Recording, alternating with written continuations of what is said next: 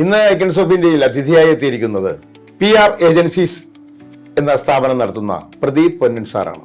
ലോക കേരള സഭയുടെ മെമ്പർ കൂടിയായ അദ്ദേഹത്തെ തികഞ്ഞ സ്നേഹത്തോടെ, ബഹുമാനത്തോടെ, ആദരവോടെ നമുക്ക് സ്വാഗതം ചെയ്യാം.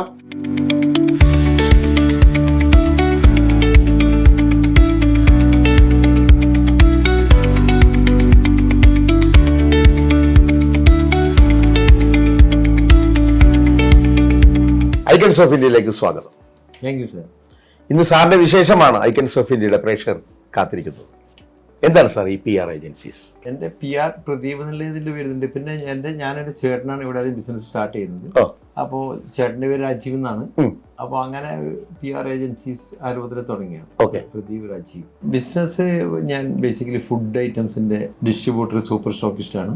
കേരളത്തിലെ കുറെ കമ്പനികളുടെ സൂപ്പർ സ്റ്റോക്കിസ്റ്റ് ആണ്. Double horse, Pavizham, Nirapara, Kera coconut oil, KPL coconut oil, ഇതുപോലുള്ള കുറെ കമ്പനികളുണ്ട്. അതിൻ്റെയൊക്കെ സൂപ്പർ സ്റ്റോക്കിസ്റ്റ് ആയിട്ടാണ് ഞാനിവിടെ ഇപ്പോൾ വർക്ക് ചെയ്യുന്നത്. അതുപോലെ നമ്മുടെ കേരളത്തിലെ എല്ലാ ഐറ്റംസുകളും A to Z ഐറ്റംസ് ഞാനിവിടെ കൊണ്ടുവന്നിട്ട് നമ്മുടെ കേരള സ്റ്റോർ വഴി എല്ലാ മലയാളികൾക്കും എത്തിച്ചു കൊടുക്കാനുള്ള ഒരു പരിപാടി നടത്തുന്നുണ്ട്. ഈ ഹൈദരാബാദിൽ എനിക്ക് തോന്നുന്നു ഏകദേശം ഒരു 100ഓളം കേരള സ്റ്റോറുകളുണ്ട്.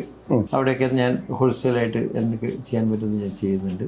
ബനാന ചിപ്സ് അതുപോലെ ഐറ്റംസ് ഒക്കെ ഇവിടെ സൂപ്പർ മാളുകളിലൊക്കെ ഞാൻ സപ്ലൈ നടക്കുന്നുണ്ട്. ഈ പറഞ്ഞ സാധനങ്ങളെല്ലാം നമ്മൾ സ്റ്റോക്ക് ചെയ്തിട്ട് എല്ലാവർക്കും വേണ്ട ആളുകൾക്ക് കൊണ്ടുപോയി കൊടുക്കുന്ന സംഭവമാണ് അല്ലേ?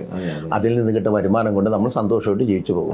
അതെ. ഈ ലോക കേരള സഭ എന്താണത്? അതിലെ മെമ്പറാണെന്ന് അറിഞ്ഞു. അതെ, ലോക കേരള സഭയുടെ മെമ്പറാണ്. എല്ലാവർക്കും അറിയാം. പ്രവാസി മലയാളികൾക്കായിട്ട് കേരള ഗവൺമെന്റ് ഒരു പദ്ധതിയാണ് ലോക കേരള സഭ. 3ാമത്തെ ടേമാണ് ഞാൻ ലോക കേരള സഭ മെമ്പർ ആവുന്നത്. ഒരു ലോക കേരള സഭയുടെ ടേം 2 years ആണ്.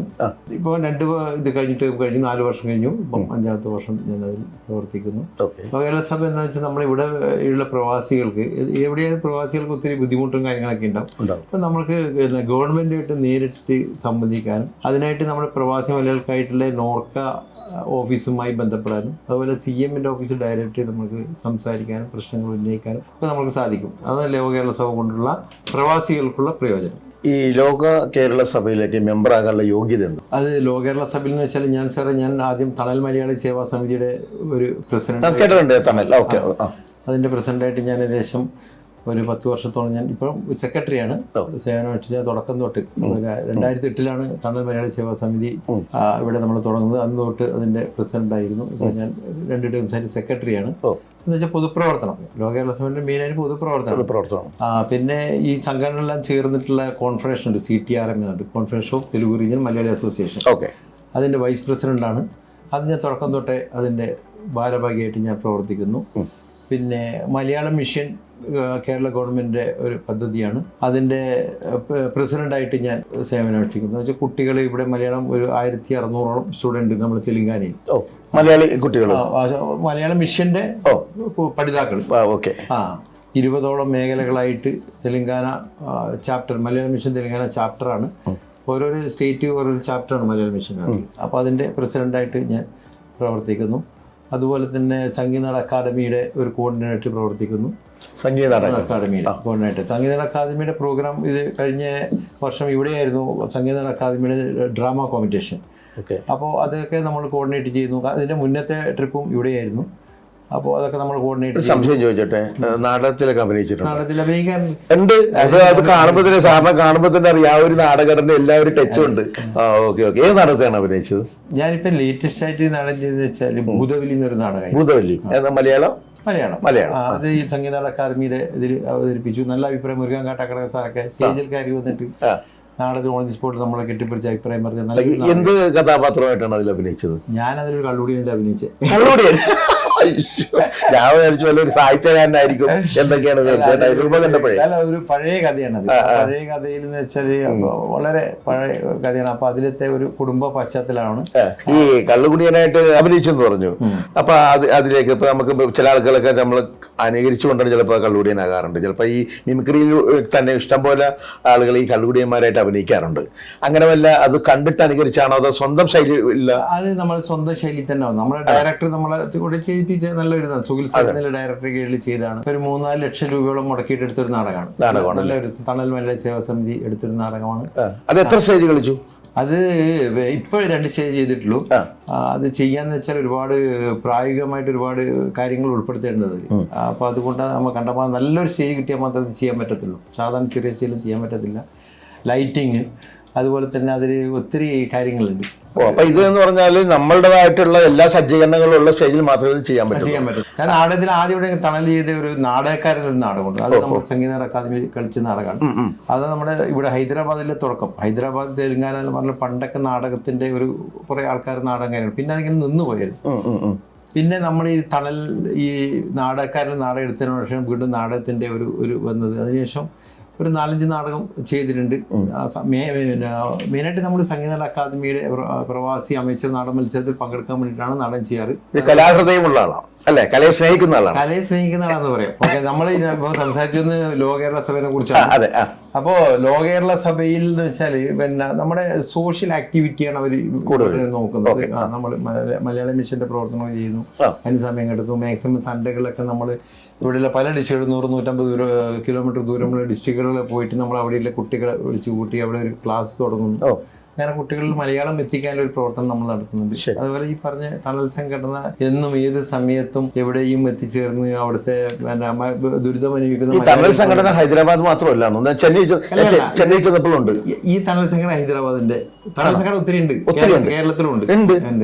അപ്പൊ എല്ലായിടത്തും തണൽ എന്ന് പറയുന്ന സംഭവം ഉണ്ടല്ലേ.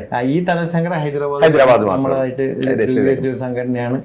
അപ്പൊ നമ്മൾ മാക്സിമം എവിടേക്ക് എത്തിപ്പെടാൻ പറ്റുന്ന വെച്ചാൽ അവിടെയൊക്കെ നമ്മൾ ഈ സംഘടന ബേസിൽ നമ്മൾ ചെയ്യുന്നുണ്ട്. നമുക്ക് ചെയ്യാൻ പറ്റുന്ന അതൊക്കെ തന്നെയാണ് ലോ കേരള സഭയിൽ അംഗമാവാനുള്ള നമ്മൾ ചെയ്തുകൊണ്ടിരിക്കുന്ന ചാരിറ്റി പ്രവർത്തനമാണ് അതിലേക്കുള്ള ഒരു വഴി. അതിന് ഈ കലയെ കുറിച്ച് പറയുമ്പോൾ ഞാൻ വേറെ കാര്യം പറയാം. ഇപ്പോഴും പ്രസന്റ്ലി നമ്മൾ യാദൃശ്യം എന്നുള്ളൊരു ഷോർട്ട് ഫിലിം എടുത്തിട്ടുണ്ട്. യാദൃശ്ചികം. അത് നമ്മൾ ഇവിടെയുള്ള ഒരു കലാ സംവിധായകൻ രാജീവ് നായരാണ് അതിന്റെ പിന്നെ ഡയറക്ടറായിട്ട്. ഷോർട്ട് ഫിലിം എന്ന് പറഞ്ഞാൽ 20 മിനിറ്റ് 30 മിനിറ്റിനകത്ത് ഒരു ഷോർട്ട് ഫിലിം. അതിലെ മെയിൻ വേഷം ഞാനാണ്, എന്നെ കൊണ്ടാണ് ചെയ്യിക്കുന്നത്. അപ്പൊ നാടകത്തിൽ നിന്ന് പറയുമ്പോൾ ഷോർട്ട് ഫിലിമിലായിട്ടുണ്ട്, ഉടൻ തന്നെ സിനിമയിലും പ്രതീക്ഷിക്കാം. ഇതിന് മുമ്പ് 2-3 ഷോർട്ട് ഫിലിം ചെയ്തിട്ടുണ്ടല്ലേ. പക്ഷെ ഇതൊരു വെറൈറ്റിയാണ്, നല്ലൊരു ഷോർട്ട് ഫിലിം. എന്ത് വേഷമായിരുന്നു അതിലൊരു സോഷ്യൽ ആക്ടിവിറ്റിയിലെ ഒരു വ്യക്തിയാണ്. അതാണ് അതിന്റെ നമ്മളിപ്പോ ചെയ്തുകൊണ്ടിരിക്കുന്ന പോലെയുള്ള അദ്ദേഹം അതിലൊരു ഇവിടെ തന്നെയുള്ള ഒരു എഴുത്തുകാരൻ എഴുതിയാണ്. അദ്ദേഹത്തിന്റെ അനുഭവം വെച്ച് എഴുതിയൊരു ഷോർട്ട് ഫിലിമാണ്. എനിക്കൊന്ന് 1 മാസം കൊണ്ട് അത് ഇറങ്ങും.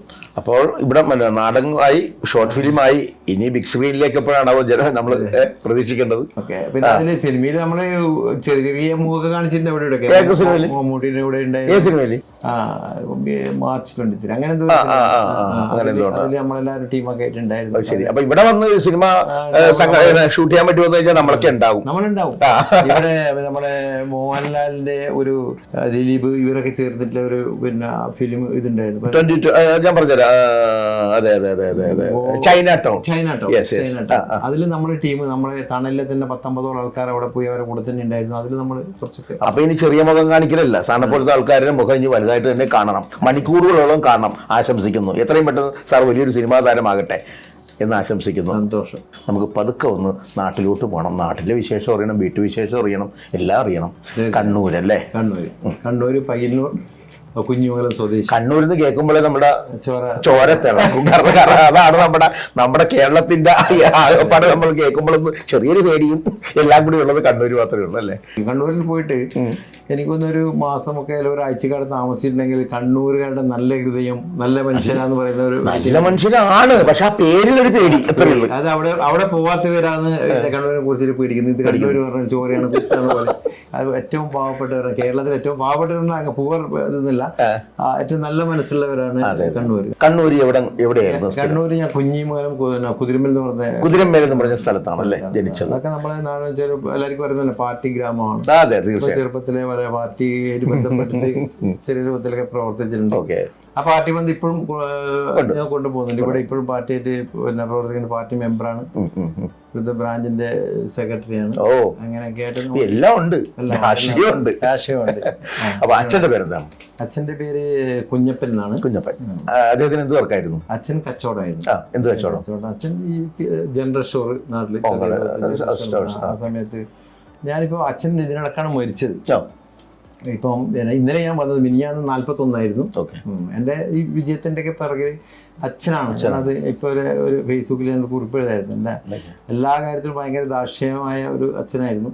അപ്പോൾ നമ്മൾ വളരെ ചെറുപ്പത്തിൽ നമ്മളെ നന്നാവാൻ വേണ്ടിയിട്ട് തല്ലിയും ഓടിക്കുകയും എന്തൊക്കെ ചെയ്യാൻ പറ്റും ആ രൂപത്തിലൊക്കെ നമ്മൾക്ക് ഉയർച്ചയ്ക്ക് വേണ്ടിയിട്ട് അത് നമ്മൾ ചെറുപ്പത്തിൽ അവിടെ വളരെ ചെറുപ്പത്തിൽ തന്നെ ഞാൻ നാടോട് 17-18 വയസ്സിൽ തന്നെ എൻ്റെ പ്രീ വിദ്യാഭ്യാസം കഴിഞ്ഞാൽ ഞാൻ കാലത്ത് ഞാൻ ഇങ്ങോട്ടേക്ക് പോകുന്നു. അപ്പൊ അച്ഛൻ കാരണമാണ് ഈ ഒരു പൊസിഷനിൽ എത്തിയല്ലേ? തീർച്ചയായിട്ടും. ആ അച്ഛൻ സ്വർഗത്തിൽ നിന്നുകൊണ്ട് ഇത് കാണുന്നുണ്ടാകും, ആനന്ദക്കണ്ണീർ പൊഴിക്കുന്നുണ്ടാകും. അമ്മയുടെ പേരെന്താണ്? അമ്മേന്റെ പേര് കല്യാണി.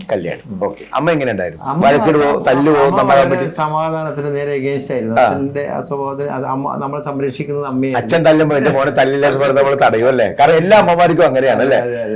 അമ്മമാര് ചിലപ്പോൾ തല്ലും, പക്ഷെ അച്ഛൻ തല്ലിക്കഴിഞ്ഞാൽ തടയും. പക്ഷെ പിന്നീടാണ് നമ്മൾ മനസ്സിലാക്കേണ്ടത് നമ്മൾ അങ്ങനെ തല്ലിയത് കൊണ്ടാണല്ലോ നമ്മൾ ഈ ഒരു നിലയിലായത് എന്നാണ് നമ്മൾ നോക്കുന്നുള്ളൂ. സഹോദരങ്ങളും സഹോദരിമാരും? ആ സഹോദരൻ പിന്നെ എൻ്റെ 2 ചേട്ടന്മാരുണ്ട്. ആ ചേട്ടൻ്റെ കൂടെ ഞാൻ ഹൈദരാബാദിലേക്ക് വരുന്നത്. ഞാൻ വല്ല മിലിറ്ററിയിലൊക്കെ വല്ല ചാൻസ് കിട്ടുന്നുള്ള കാര്യത്തിൽ ഇങ്ങോട്ടേക്ക് വന്നത്. മിലിറ്ററിയിൽ പോലീസിലൊക്കെ കയറാന്നുള്ള കാര്യം ശരിക്കും ഇവിടെ വന്നത്. അദ്ദേഹം എന്ത് ചെയ്യുന്ന നാട്ടിലെ ചേട്ടൻ? ചേട്ടൻ ഇവിടെ ആയിരുന്നു. ഇപ്പൊ ഒരു 2-3 വർഷമായിട്ട് ഇപ്പൊ നാട്ടിൽ പോയിട്ട് അവിടെ ചിപ്സ് കമ്പനി ഞാൻ അതിങ്ങോട്ടേക്ക് തന്നെയാണ് അയക്കുന്നത്.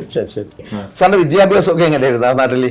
ഞാൻ പിന്നെ 1ാം ക്ലാസ് പഠിച്ചത് നമ്മളെ നാട്ടിൽ തന്നെയുള്ള LP സ്കൂൾ, 4 വരെയുള്ള LP സ്കൂളിലായിരുന്നു. 1ാം ക്ലാസ്. അപ്പൊ എങ്ങനെ പഠിക്കാനൊക്കെ എടുക്കാനായിരുന്നു? ഒരു ആവറേജ് ആയിട്ട്. ഞാൻ ഹൈദരാബാദിൽ വന്നിപ്പോൾ ഈ സംസാരിക്കുന്ന എല്ലാവരും, എല്ലാ ബിസിനസ്സിൽ തിളങ്ങിയിരിക്കുന്ന എല്ലാവരും പറയുന്നത് പഠിക്കാൻ വല്ല മിടുക്കനൊന്നുമില്ല, ആവറേജ്. അപ്പൊ അതിൽ നിന്ന് എനിക്ക് പിന്നെ ഇപ്പോഴും എനിക്ക് വ്യക്തമായി പഠിത്തം വലിയ ഭയങ്കര മിടുക്കന്മാരായിട്ട് അത് കാര്യമില്ലെന്നല്ല, മിടുക്കന്മാരല്ലെങ്കിലും ബിസിനസ്സിൽ വിജയിക്കും. അതിൽ ചിലപ്പോൾ ടീച്ചർമാരെയൊക്കെ കുറിച്ച് ടീച്ചർമാർ നമ്മൾ എൻ്റെ 1ാം ക്ലാസ്സിൽ ടീച്ചർ കാർത്തികൻ ടീച്ചറാണ്. ഒരിക്കലും മറക്കാൻ പറ്റാത്ത ടീച്ചർ ഇപ്പോഴും മനസ്സിലുണ്ട്. തല്ലിയിട്ടുണ്ടോ? തല്ലിയിട്ടുണ്ടോ? തല്ലൊക്കെ അങ്ങനെ 10ാം ക്ലാസ്സിലേക്ക് എത്തി. 10ാം ക്ലാസ്സിൽ എങ്ങനെ ഉണ്ടായിരുന്നു? 10ാം ക്ലാസ്സിൽ ജയിച്ചു. അപ്പൊ 10ാം ക്ലാസ് കഴിഞ്ഞ് പിന്നെ എന്തായിരുന്നു പരിപാടി? ഈ ഇന്റർമീഡിയറ്റ് കുറച്ചാലും പോയായിരുന്നു. പൂർത്തിയാക്കുന്നതിന് മുമ്പ് ചേട്ടൻ ഇങ്ങോട്ട് കുക്ക് തന്നെ. ഓക്കെ. അപ്പൊ ചേട്ടൻ ഇവിടെ ഹൈദരാബാദ് ഉള്ളതുകൊണ്ട് അധികം നീ അവിടെ നിന്ന് പഠിക്കണ്ട, നീ ഇങ്ങോട്ട് പോരെന്ന് പറഞ്ഞു. വന്നതിന് ശേഷം ഇവിടെ ചേട്ടൻ്റെ കൂടെ ചേട്ടന് ആ സമയത്ത് ഇവിടെ ഒരു ചെറിയ പപ്പട കമ്പനിയുടെ യൂണിറ്റ് കമ്പനിയുടെ യൂണിറ്റ് ആയിരുന്നു. അപ്പോൾ അതിൽ ഞാനും കൂടി. അപ്പോൾ ഇവിടുന്ന് ഏതെങ്കിലും നല്ല വേറെ ലെവലിലേക്ക് സർക്കാർ ഉദ്യോഗസ്ഥരിലേക്ക് പോകുന്ന കുറേ ട്രേഡൊന്നും സെറ്റായിരുന്നില്ല. പിന്നെ നമ്മൾ അതിൻ്റെ കൂടെ ഞാൻ നാട്ടിൽ പോയ സമയത്ത് കുറച്ച് ഈ ബനാന ചിപ്സ് കൊണ്ടുവന്നായിരുന്നു. അതിൻ്റെ കൂടെ തന്നെ ഈ സെയിൽ ചെയ്യുന്ന സമയത്ത്. അപ്പോൾ അത് പെട്ടെന്ന് ഇവിടെ മാർക്കറ്റ് പിടിച്ചു. അങ്ങനെ മാർക്കറ്റ് പിടിച്ചു. ഇപ്പം ഞാനൊരു ദിവസം 3 ടണ്ണോളം ചിപ്സ് വെക്കുന്ന വ്യക്തിയാണ്. അപ്പം അതിൻ്റെ കൂടെ പിന്നെ നമ്മൾ കേരള ഐറ്റംസിന്റെ സാധനങ്ങളെ കൊണ്ടുവന്ന് ഇവിടെ സപ്ലൈ ചെയ്യാൻ തുടങ്ങി. അപ്പൊ ഈ സമയത്തൊക്കെ എത്ര വയസ്സായി? ഈ സമയത്ത് ഞാൻ ഇവിടെ വരുന്നത് 17ാമത്തെ വയസ്സിലാണ്. 17ാമത്തെ വയസ്സിലാണ് അവിടെ നിന്ന് കയറി പോയത്. അപ്പൊ നല്ല പ്രായത്തിൽ തന്നെ, യുവാവായിട്ടില്ല. അതിനു മുമ്പ് ഇവിടെ എത്തി പപ്പടക്കച്ചവടം തുടങ്ങി. അതിനുശേഷം ചിപ്സ് തുടങ്ങി. വിവാഹം 2000 അല്ലേ? അപ്പൊ സാറിന് എത്ര വയസ്സായിട്ടുണ്ട്? 28 വയസ്സ്. കല്യാണം കഴിക്കാനുള്ള ഒരു കറക്റ്റ് പ്രായം അല്ലെ? 26, 27, 28 എന്ന് പറഞ്ഞാൽ കല്യാണം കഴിക്കുന്ന പ്രായമാണ്. ഓക്കെ. എവിടെ നിന്നായിരുന്നു കല്യാണം കഴിച്ചു? കല്യാണം നാട്ടിൽ തന്നെ പയ്യന്നൂരിൽ നിന്ന് കോഴിക്കോട് കല്യാണം കഴിച്ചു. ഭാര്യ കാങ്കോല്. അല്ല, ഭാര്യയുടെ പേരെന്താണ്? യമുന. ഓക്കെ. അപ്പൊ മക്കൾ എത്ര പേര്? 2 മക്കൾ. മക്കളുടെ പേരെന്തൊക്കെ? മൂത്തത് മകനാണ്, ഉജ്ജ്വൽ രാജ്. ഉജ്ജ്വൽ രാജ്, കെട്ടിലും പേരാണല്ലോ. മകള് പിന്നെ സെവ്യ. ഓക്കെ. അവരൊക്കെ എന്ത് ചെയ്യുന്നു? മകൻ ഇപ്പം ബികോം ഡിഗ്രി കഴിഞ്ഞിട്ട് അവൻ CMA കോഴ്സ് എടുത്തിട്ട് എന്റെ മോനെ CMA പാസ്സായിരിക്കും. CMA കോഴ്സ് എടുത്ത് അതിന്റെ റിസൾട്ടിന് വേണ്ടി വെയിറ്റിംഗ് ആണ്. മകള് +2 പഠിക്കുന്നു. അഞ്ജന സിബി നമ്മുടെ ഫുൾ പേര്. ഈ അച്ഛന്റെ കലാകൃതിയും മക്കൾക്ക് കണ്ടോ? കുറേശ്ശെ ഹെൽപ്പ് കേട്ടല്ലേ? ഡാൻസ് കളിക്കും. ഓ, പഠിപ്പിച്ചിട്ടുണ്ടോ? കുച്ചിപ്പുടി പഠിപ്പിച്ചിട്ടുണ്ടല്ലേ?